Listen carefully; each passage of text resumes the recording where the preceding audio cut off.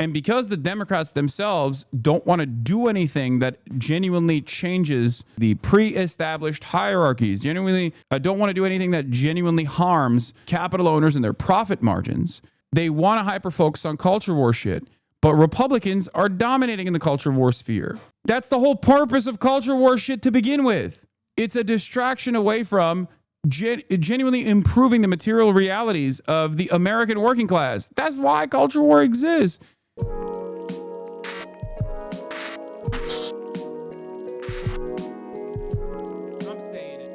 Anyway, then you have the mythical white moderate, okay?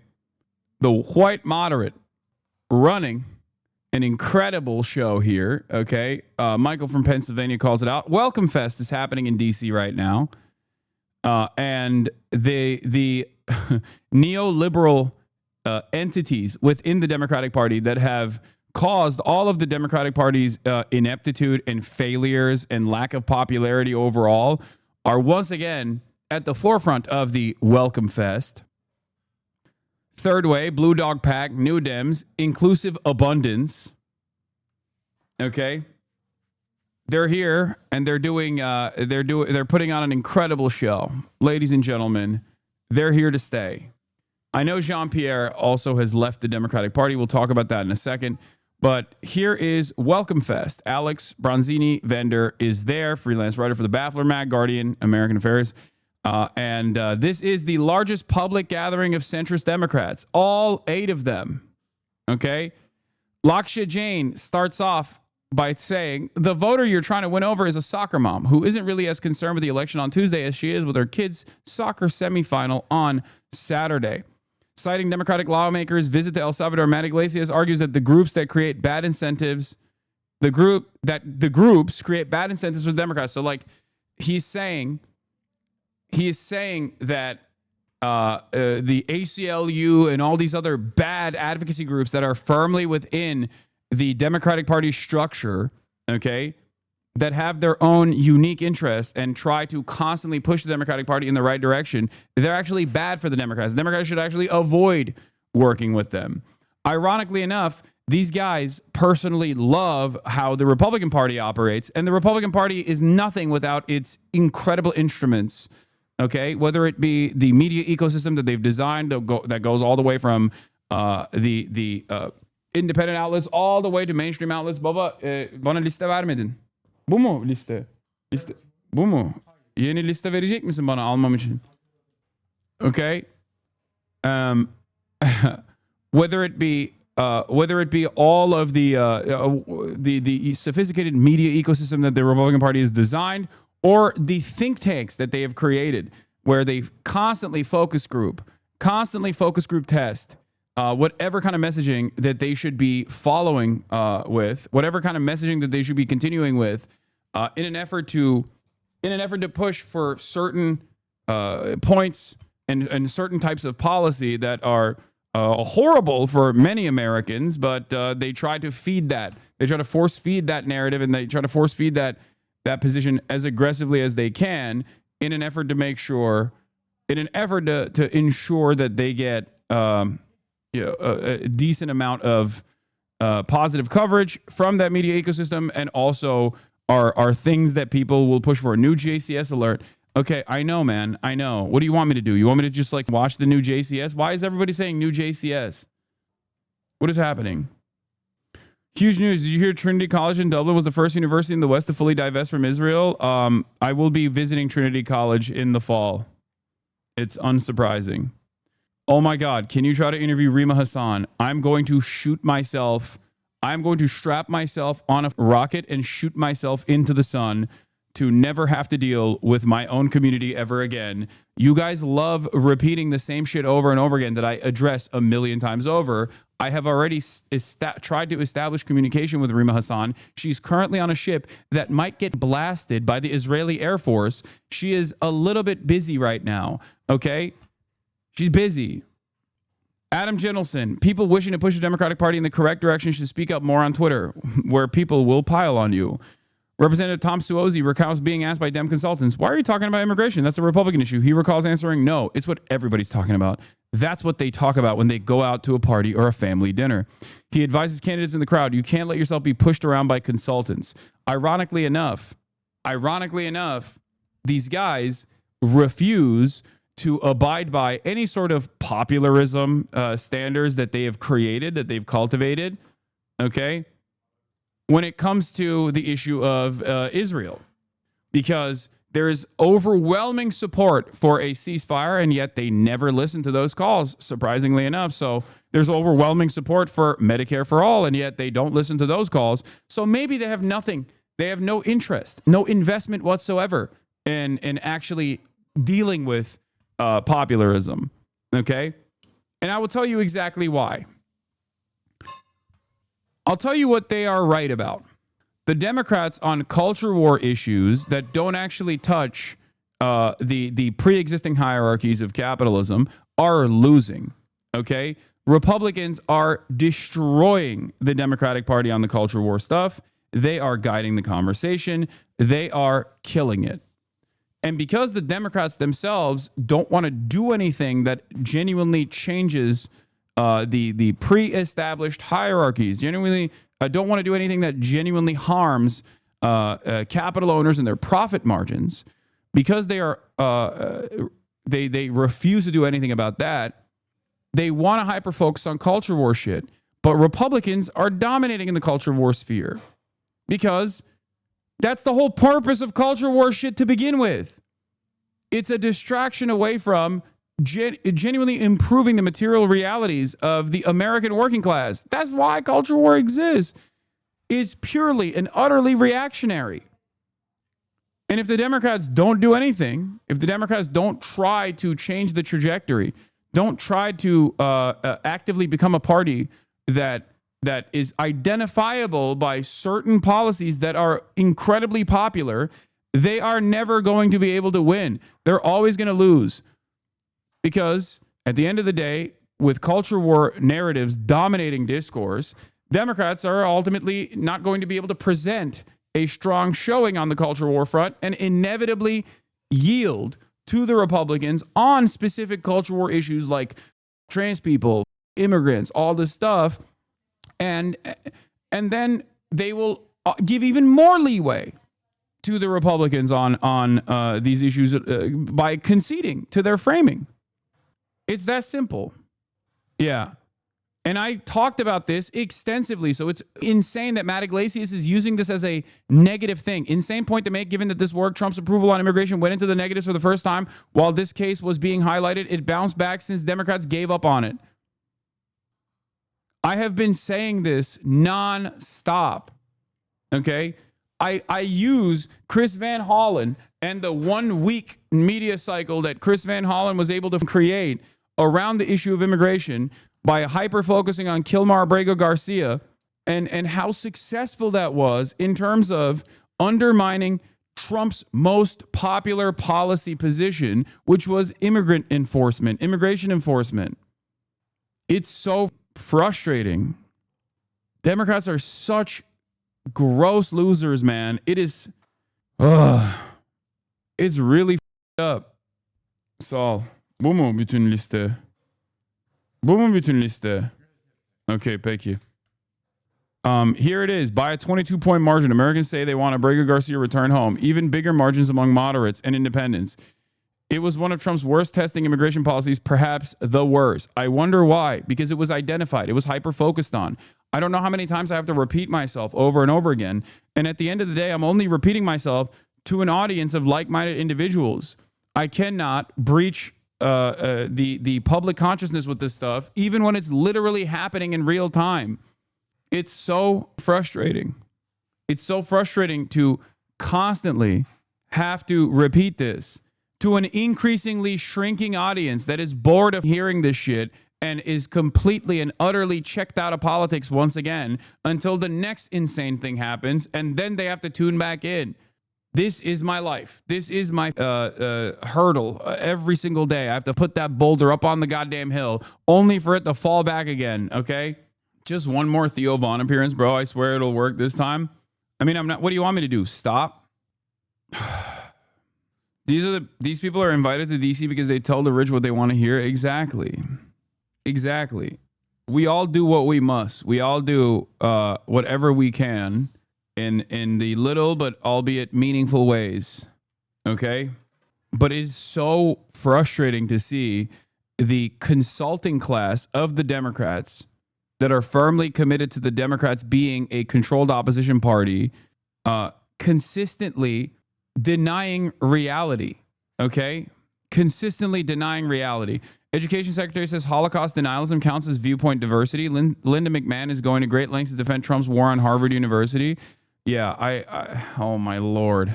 On the one hand, Holocaust denialism is educational diversity. But if you, God forbid, say anything about Palestinians or Palestine as though they're human, then that is the maximalist anti-Semitism that you can do. There's also an outright denial of the abundance explanation in and of itself. In this viral clip, Ezra argued to Jon Stewart that the Democrats deliberately stuffed their rural broadband legislation with process obstacles in order to give local and other organized interest groups like environmentalists a chance to weigh in, and it backfired. Later, the Biden official in charge of the program, Bharat Ramamurthy, said that no, Republicans in Manchin Cinema had insisted on those obstacles at the behest of monopoly internet providers. So the poll asked a simple question: which explanation sounds more plausible? Ezra's story about the groups, or was it the monopolists protecting their own power? It was the monopoly 64 to 19%. It was the groups 36 to 19%. Here's the exact wording. The main reason internet service is too expensive is because the internet service companies have a lot of power, which they use to make sure they can keep prices high and block or slow down government action to expand internet access and provide more options. Strongly agree, 29.5%. Some would agree, 34.5%. Some would disagree, 14.3%. Strongly disagree, 5.1%. Unsure, 16.7%.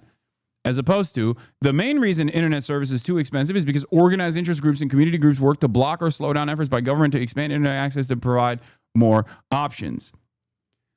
Hyper-focusing on these other interest groups as though they are the major pathways, the major hurdles against development is so weird to me.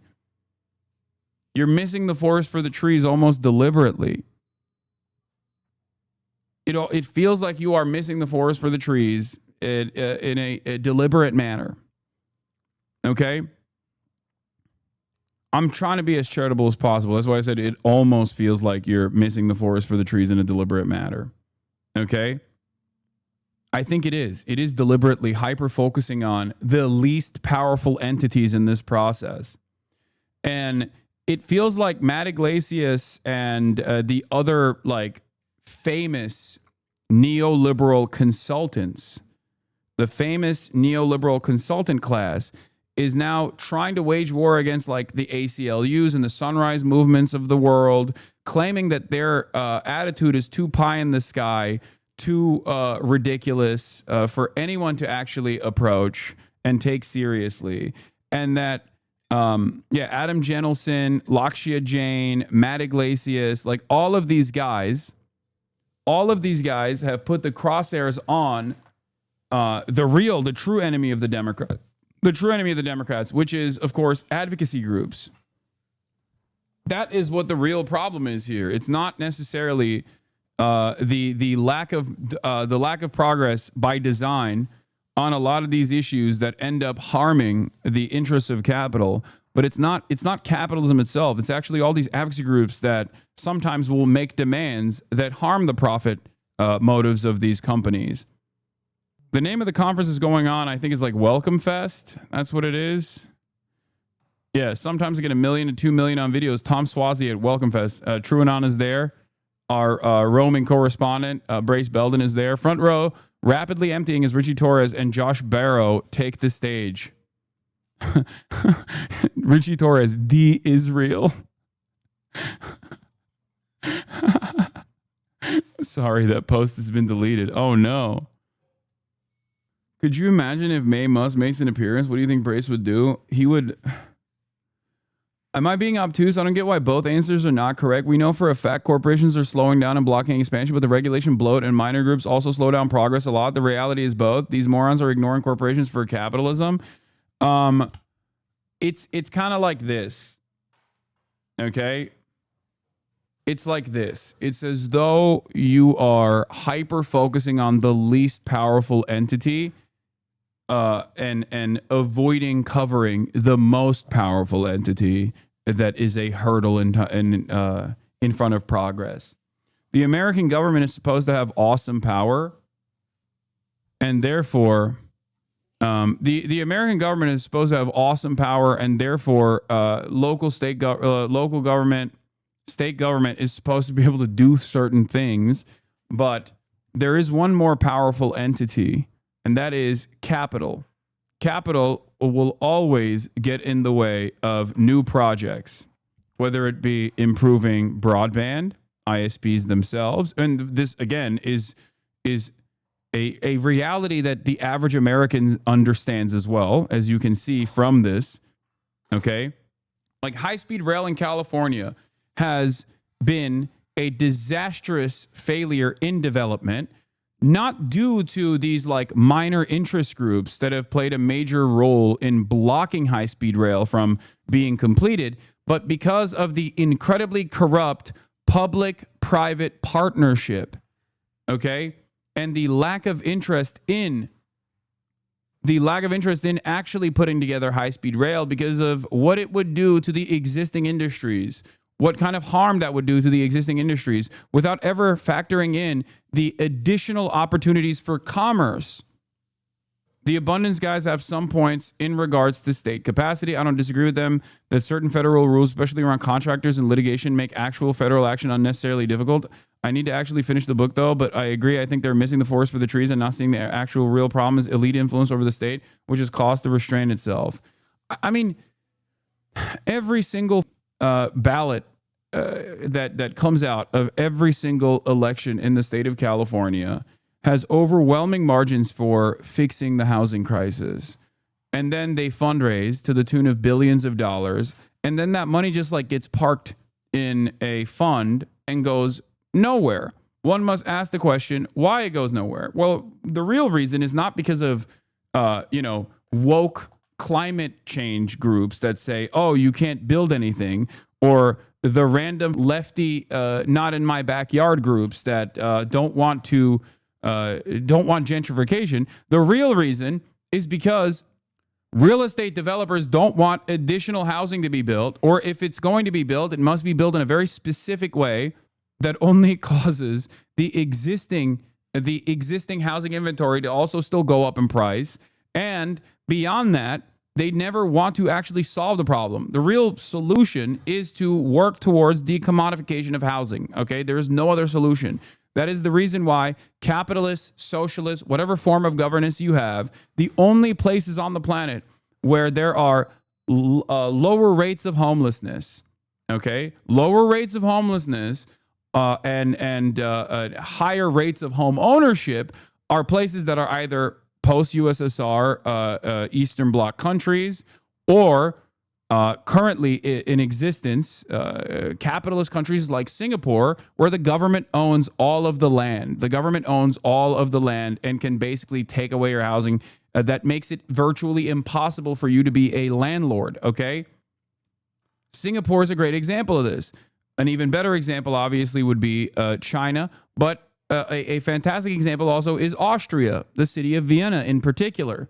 These are all... Vienna is Vienna has a housing market that is 65% state-owned. 65% of housing in Vienna is owned by the state, is public housing. There are many different ways to solve this problem, but every single one of them revolves around the state basically making it as unprofitable as possible for you to own multiple units and to make money, to generate revenue off of the capital that you own, private capital, okay? Private ownership of housing that you safeguard. That is what the current government has done. That's what the government has always done. Housing was an incredibly important part of the American dream, and therefore there were a lot of protections for homeowners. There was a lot of There were a lot of initiatives to help people purchase their first homes. And over the course of the past couple of decades, obviously, people have taken advantage of those existing protections to make housing one of the most valuable, one of the most reliable forms of investment. Because housing, on the one hand, is shelter. It's a necessity for survival. But on the other hand, if you both treat it as a shelter and a necessity for survival and offer it additional protections, it becomes the most valuable. It becomes the most valuable, the most significant way of generating value, generating wealth. It becomes your nest egg. It becomes a point that you can use as leverage. It becomes something that you can actually take money out for and take out a second mortgage or whatever. You understand? Referenced by Kaufman. Derek Kaufman of Inclusive Abundance. Abundance is a North Star to create factions on both the right and the left. You can talk about it as a way to combat homelessness in our big cities, and you can talk about it as a way to compete with China. Kaufman, a former hedge funder, says abundance supporters should find like-minded candidates and give them resources to be competitive. Imagine a world where young people aren't thrilled by college Dems or college Republicans and join college abundists. A huge contributor to this was also keeping interest rates so low for so many years after 2008. Property became the least volatile and most reliable growth place to park large amounts of money, which is why all the hedge funds and shit started buying it up. Yes. Housing is not an investment. Housing is shelter. Everyone needs housing to survive, okay? Even an animal needs shelter in the wild. And the further you move away from that, reality, the worse the housing crisis gets, and the more homeless people you see on the streets. And the more homeless people you see on the streets, the more you think crime is completely out of control. Because visible poverty is directly associated with crime. That is the reason why you've seen major shifts in blue cities in the direction of the Republicans. This is another incredibly scary yet another incredibly scary consequence of refusing to fix the housing crisis. Okay? On the poorest end of the spectrum, you're basically cutting people off from ever having hope or ever having to vote for you because you very clearly don't care about their interests. And on the wealthier side, people that already have their housing, people that already have their life set up, on the older end of the spectrum, okay? People look to the endless amount of homelessness and despair all around them and go, crime is out of control, and our woke-ass libtard administrators are not helping. They're not doing anything. That's it. And it sucks because there is no place in this country where you can actually point to a direct way of tackling the housing crisis in a meaningful way. Okay? Houses are still cheap in the Midwest. How do you price in big cities? What? Yeah, okay, little bro. Houses are still cheap in the Midwest. How do you price in big cities? First of all, houses are not cheap in the Midwest in comparison to how cheap they were 20 years ago, okay? 30 years ago. So you're wrong about that as well. They're just cheap in comparison to how expensive housing is in places like Los Angeles, okay? What? 20 years ago, housing in Los Angeles was still comparatively way more expensive than housing in the Midwest. I understand that people's conceptualization of wealth and affordability is a relative phenomena. So you actually are constantly matching it up against like whatever you can see. But you are delusional if you think that housing is still cheap in the Midwest. Yeah, cheap as opposed to Los Angeles, but it's always been cheaper in the Midwest as opposed to Los Angeles until climate change makes it uninhabitable. And then people have to rush to move into the Midwest. Okay? My parents in South Dakota bought their house about 15 years ago for about $180K. The same neighborhood houses have going for upwards of $400 to $500K. Yeah. This, for the record, is untenable, okay? Our interest in supercharged profits and the maintenance of supercharged profits for all of the people that own multiple properties, but also, and this is also significant, for the people that own one property and yet see that one property as a vehicle for upward social mobility. This is unfortunately something that they will never come to terms with. This is something that I talk about quite frequently with Los Angeles, with the state of California. Okay, what's the single home ownership rates in home ownership rates in Home ownership rates in California. Home ownership rate, California. What is it, like 44%, I think? Is the second lowest in the country. Okay. Not surprising. God damn. 55% in the state of California. 55% of families own their own home. Okay.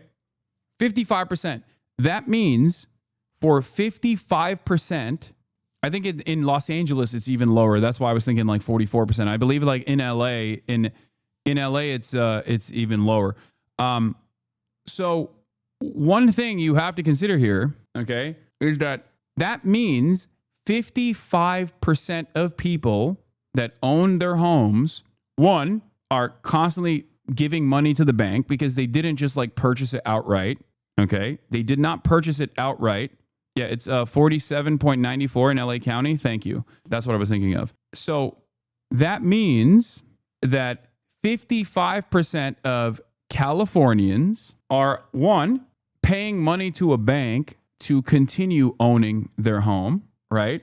And therefore, if their property values decline, all of a sudden, if the decommodification of housing takes place, their property values decline. Now they're paying a mortgage. Now they're paying a debt for a property that is no longer as valuable.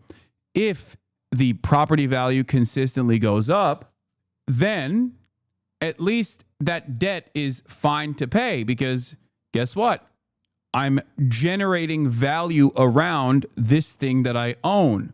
It's more valuable this year as opposed to last year, and the value will continuously go up. And by the time that like I retire, I can maybe even sell this house and have some money so that I can go and live somewhere cheaper and even leave a little nest egg for my children, right? There's that side of it. The other side of it is that when the value is consistently going up, like I said, it's your retirement fund. For people who own, for 55% of Californians, this is their retirement fund. Yes, I said children. I said children, dumbasses, because who the f do you think owns homes? It's not you. It's your parents. It's your grandparents. Those are the people who own homes, okay? People with children that come from the previous generation when you could do such a thing. Unless you literally lucked out and became a Twitch streamer and were immensely fortunate to be able to be like a one in a multiple million shot lucky and were able to purchase a home for yourself and your family before the age of 30. For 55% of homeowners, the reason why they are terrified of their property values going down is because this is their retirement fund. It needs to endlessly grow. Okay? They associate intergenerational wealth with home ownership. This is something that will be very difficult to push past. Do you understand? California's YIMBY Abundance faction is advancing a bill, AB 698, that would create a new bottleneck for affordable housing funding measures. This bill would require a legislative body of a city, as specified before it adopts any transfer tax of the sale of real property, to develop and post it on its internet website analysis that examines at a minimum the effect of that proposed transfer on tax, among other things, the production of affordable housing, including affordable housing produced by market rate housing projects. The bill would include findings that changes proposed by this bill address a matter of statewide concern rather than a municipal affair and therefore apply to all cities, including charter cities. Apparently, this bill is a response to LA's ULA, a 2023 voter-approved tax increase on property transfers over $5 million. Notably, the LA City Council retains authority to reduce or eliminate the tax without further voter approval, including to increase affordable housing production. Existing statutory law enacted by Prop 62, as approved by the voters at the November 4th, 1986 statewide general election, prohibits the local government district from imposing any transaction tax or sales tax on the sale of real property within the city, county, district, except as provided. The California Constitution authorizes cities organized under a charter to make and enforce all ordinances and regulations in respect of municipal affairs. How do we ensure affordable public housing is quality housing? By making the state build it and not using a private-public partnership, but just having a federal guaranteed jobs program or a state guaranteed jobs program with state resources. That's it. And not deregulating. It's just, at the end of the day, I am a broken record on this because all of these problems still go back to capitalism. It's as simple as the profit motive. A lot of people still have the capacity to understand how silly this argument is when you're talking about the postal service, right? It's not supposed to be for profit. Not everything is supposed to be for profit. Healthcare is not supposed to be for profit. The postal service is not supposed to be for profit. Housing, the building of housing and the maintenance of housing is also not supposed to be for profit. Okay? There are hundreds of thousands of Americans on the streets while socialist housing policy is working perfectly in Vienna. I know. We are once again repeating this over and over again. It works in Singapore. It works in Vienna. It works in China. It works in places where there is heavy government intervention that stops you or makes it impossible for you to own multiple properties. That's one aspect of this. Another aspect of this would be to curb back on Airbnbs. Because there are different degrees of harm here, all of which revolve around the profit motive. Okay? In America, because we have supercharged our profit incentives, we have endless amounts of different hurdles to clear. Airbnb being one of the immediate ones, okay? Airbnb is a massive problem. And then also on top of that, on top of Airbnbs being a massive problem, you then also have to tackle the issue of people owning multiple properties for rental, like long-term rental properties. It's incredible when you think about it. Like in Singapore, it is not illegal to own multiple properties, but it's virtually impossible to make that a profitable endeavor because of the heavy taxation that comes along with owning multiple properties. Mike, they have a capitalist. The only reason they're able to afford this wasteful spending is because of capitalism. The will eventually run dry for free things. It's not a hard concept. They've followed this policy for 100 years. Watch the clip, moron. Recent years have seen land and real estate prices in many European cities spiraling out. By the way, talking about this unironically resembles talking about Red Vienna reminds me of all of the endless conversations that we've had about removing the profit incentive from healthcare and how so many other OECD nations have been able to successfully implement socialized medicine and socialized healthcare. And yet we simply can't do it here in America because Americans go, la, la, la, la, la, I can't hear you. That's not real. That's not a real country. France is not a real country. No way do they have socialized medicine. What the f are you talking about? It's actually so much worse. So much worse. Infinitely poorer nations are able to solve this problem when it comes to healthcare. But Americans do not want to hear that at all. They just don't even want to. They just have deluded themselves into thinking, because intelligent people have told them, by associating it with like whatever the f they care about. Okay, people just genuinely think that it's not real. It's just not like it's not a reality that exists in the world right now. Control. To counteract this development, the city of Vienna amended its building code in November 2018 by introducing the subsidized housing zoning category. It's not really the Americans in general, though, is it? It's the donor and political classes? No, it's Americans as well, because of what I just explained. It's not. The donors are able to break the minds of the American working class as well. Like, it's kind of like how 401ks have basically made it so that the average American worker thinks that they have a investment in the stock market constantly going up, okay, in finance capital. Why do they have this? Why do they have this attitude towards the stock market? Because it's been basically universalized for every single American. Because the reality is, when the stock market is doing well, they are seeing meager gains in their 401ks. When it's doing poorly, they're seeing incredible losses in their 401ks. And therefore, they have associated themselves with the health of the stock market as well. The same thing goes for 55% of Californians that own their own homes. Kyoto recently made a 150% increase on the land value tax for empty homes. As a resident of Japan, housing is very affordable, not only because of a lack of zoning, but also because of public housing for middle class, banning gated neighborhoods, making housing not much of an investment because the property goes down in price instead of going up, strong tenant laws, etc. You need to have both upzoning and regulations. Exactly. But also the other part of it is, from what I understand at least, is like the weird aspect of Japanese culture that is that dictates that like housing is supposed to be stop colonizing Japan. What? That housing is not like there's this weird attitude towards like not wanting to own someone else's home, right? Like there's not like houses are not built to last, so you're supposed to constantly break down and rebuild housing. Doesn't sound weird. No, I mean, it's just like there's also a cultural aspect to it as well. You feel me? Anyway. If land is thus classified as belonging to a subsidized housing zone, 2/3 of the usable floor space created for housing purposes must be taken up by subsidized dwellings.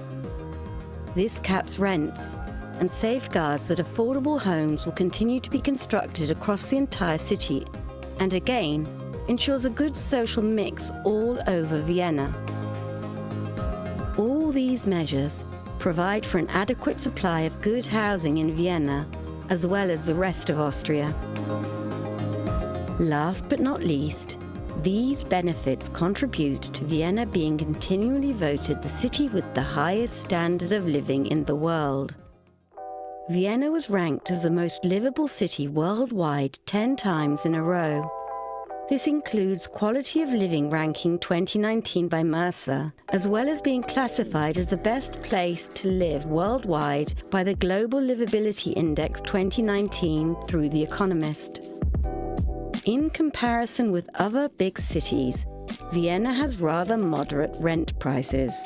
To maintain this, even in times when the housing market is under great pressure due to the financial markets and the ever-increasing population, the city administration invests, as mentioned, annually roughly 400 million euros in housing construction and renovation of older buildings. With this funding budget, around 7,000 good quality, affordable apartments are built every year, and over 5,000 apartments refurbished on average. Nowadays, the benchmark rent for a well-equipped municipal apartment is €5.81 per square meter, excluding taxes and operating costs. The benchmark rent for a subsidized apartment is nearly the same. When we study how people live, we can determine that Vienna is a city of tenants. Over 3/4 of Vienna's population rent accommodation, with only around 20% living in flats or houses that they own. There are mainly two forms of affordable housing in Vienna: the municipal housing apartments owned by the city of Vienna, and the non-profit residential construction buildings owned and operated by non- or limited-profit cooperatives or associations. Already since the 1950s, parallel to the social housing construction of the Viennese municipality, non-profit housing construction has been making a considerable contribution to apartment production.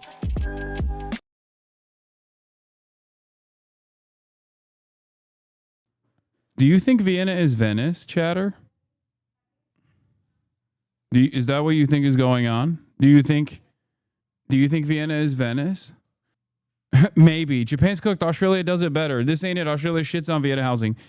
Australia has major issues with housing. You are so incredibly wrong. Australia also has massive problems with homelessness. And Vienna is not in Venice. Do you think that Australia is Austria too sometimes? Maybe. Smartest bogan, dude. Oh my lord. Incredible. Put another shrimp on the barbie, mate. Hell. Fucking hell. Arnar. To your point, all you have to say to most Americans is you might not get to keep your doctor, and they immediately become raging fascists. The poor, we're so screwed. Yeah, Americans are very malleable. They are incredibly easy to manipulate, and that does definitely play a role. That does definitely play a role in the way that the capital owning class will routinely present certain issues in a way. I mean, they spend millions, tens of millions, if not billions of dollars trying to figure out exactly how to communicate these issues in a way that that universalizes the burden, in a way that actually makes people feel as though, in a way that actually makes people feel like it's bad if they get nice things. Genuinely frustrating stuff. Anyway, someone who is invested in solving these problems with state interference and actually puts a dent in this issue a little bit would, I think, would be able to become one of the most historically popular candidates. Would get an unimaginable amount of support. It's also about making people believe, though. Here's Linda McMahon talking about the budget requests. Very much. Senator Mullen. Thank you, Chairman. Madam Chair, what's the definition of insanity? Of sanity or insanity? Insanity. Insanity? Yeah. Doing the same thing over and over again and expecting a different outcome. Right. And what was we ranked in reading and math in 1979? I'm sorry, what? What was we ranked nationally in math and reading in 1979? We were very, very low on the totem pole. We were number one in 1979. Today... Oh, in 1979. 1979. Sorry. Okay. In 1979, we were ranked number one around the world. What the hell? Is Markway Mullen base now? What's going on? Yeah, also, that's not the definition of insanity. They're using Instagrammable quotes from entrepreneurs and shit. It's crazy. It's from Far Cry 3? No, that's not just from Far Cry 3, chatters. It's not. It's been around since before Far Cry 3, okay? The definition of insanity is trying to do the same thing over and over again and expecting different results. Has been a trope and a stupid quote in perpetuity. It's not just from Far Cry 3. I don't even think it's actually Einstein that said it. People attribute it to Einstein. I don't even know if Einstein actually said that because it's a stupid quote. It's most commonly misattributed to Einstein. Anyway, but it's certainly not from Far Cry 3. It's from Far Cry 2. Hasan Reactions, one of the best ones in the React channel.